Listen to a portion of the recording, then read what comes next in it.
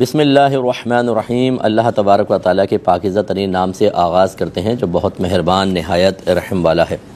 درس بخاری کا سلسلہ جاری و ساری ہے اور کتاب الہبہ تک ہم پہنچے تھے، یعنی ان احادیث کے مجموعے تک جس میں تحفہ لینے دینے کے بارے میں احادیث موجود ہیں۔ پچھلے پروگرام میں 2613 نمبر حدیث پاک ذکر کی تھی، آج انشاءاللہ اس سے آگے چلیں گے۔ حدیث نمبر ہے 2614 اور حضرت عبد الملک بن مائسرہ رضی اللہ تعالیٰ عنہ اس کے راوی ہیں۔ وہ کہتے ہیں کہ میں نے زید بن وہب سے سنا، انہوں نے حضرت علی رضی اللہ تعالیٰ عنہ سے روایت کیا کہ نبی کریم صلی اللہ علیہ وسلم کو ایک سیرا کا ریشمی حلہ ہدیہ کیا گیا۔ سیرا مقام اور ریشمی حلہ ایک لباس کو کہتے ہیں، وہ سرکار کو ریشم کا بنا ہوا دیا گیا۔ تو کہتے ہیں کہ میں نے اس کو پہن لیا۔ حضرت علی رضی اللہ تعالیٰ عنہ کو اس وقت تک یہ مسئلہ ان کے سامنے نہیں آیا تھا کہ ریشم پہننا مرد کے لیے منع ہوتا ہے، تو وہ حلہ آیا تو آپ نے اس کو زیب تن فرما لیا۔ تو میں نے نبی کریم صلی اللہ علیہ وسلم کے چہرے پر ناپسندیدگی کے آثار دیکھے، تو میں نے اس کو پھاڑ کر اپنی قوم کی عورتوں میں تقسیم کر دیا۔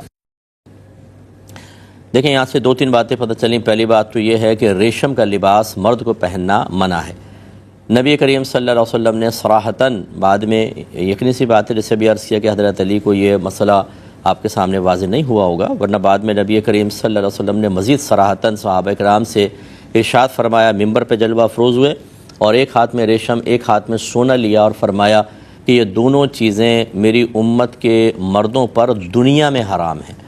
یعنی جنت کے اندر تو ملیں گے، وہاں پہ ریشم کے لباس بھی ہوں گے اور سونا چاندی زیور پہنے گا، مرد بھی پہنے گا، عورتیں بھی پہنیں گی، کوئی ممانعت نہیں ہوگی، لیکن دنیا میں یہ منع ہے۔ اور اس کی بنیادی وجہ جو علماء نے بیان فرمائی کہ سونا اگر آدمی پہنے تو نزاکت پیدا ہوتی ہے، ایسی ریشم کا لباس پہننے سے انسان ذرا پھر دیگر ایسی ایکٹیویٹی سے کترائے گا کہ جس سے ریشم خراب ہونے کا اندیشہ ہو، کیونکہ وہ بیش قیمت کپڑا ہوتا ہے۔ تو اس طریقے سے اگر مجاہدین یہ دونوں چیزیں استعمال کرتے تو ان میں نزاکت، نازکی اور پھر مشقت والے امور میں مشغولیت سے اجتناب لازم آتا، اور یہ نبی کریم صلی اللہ علیہ وسلم کو محبوب اور مطلوب نہیں تھا۔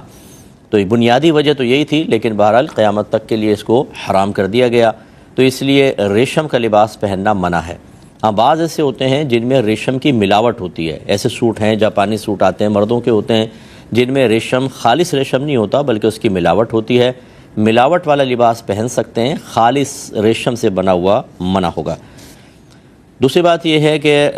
ہدیہ نبی کریم صلی اللہ علیہ وسلم کو دیا گیا اور مولا علی کرم اللہ وجہہ الکریم ارشاد فرماتے ہیں کہ میں نے اس کو زیب تن کیا۔ اس کا مطلب ہے کہ آپ کو یہ اختیار حاصل تھا، آپ کو اتنی قربت حاصل تھی کہ نبی کریم کا حلہ آپ نے استعمال فرمایا اور اس پر کوئی نبی کریم نے ناراضگی کا اظہار نہیں کیا۔ اس سے یہ معلوم ہوا کہ اگر کوئی بہت ہی قریبی فرد ہو اور ہم اس کی کوئی چیز اس کی فرض کر لیں اجازت کے بغیر، اب یہاں تو یہ کوئی صراحت نہیں ہے کہ اجازت لی تھی یا نہیں لی تھی، لیکن بہرحال ظاہر تو یہی ہے کہ اجازت نہیں لی تھی، اس لیے کہ اگر لے کر پہنتے پھر تو سرکار کے چہرہ انور پر ناپسندیدگی کے آثار نمایاں نہ ہوتے، تو ویسے ہی پہن لیا۔ تو اس کا مطلب یہ ہوا کہ اگر کوئی ہمارا قریبی فرد ہو اور ہمیں یقین ہو کہ ہم اس کی چیز استعمال کریں گے تو یہ برا محسوس نہیں کرے گا تو کر سکتے ہیں۔ جیسے ہمارے گھروں کے اندر عمومی طور پر ہوتا ہے، ایک کنگھا یوز کر رہے ہوتے ہیں، کبھی کسی کا پین استعمال کر لیتے ہیں بھائی بہن کا، تو اگر ناراضگی کا اظہار ہو جائے یا ناراضگی کا اندیشہ ہو پھر تو بغیر اجازت کے استعمال کرنا منع ہوتا ہے، ورنہ جائز ہے۔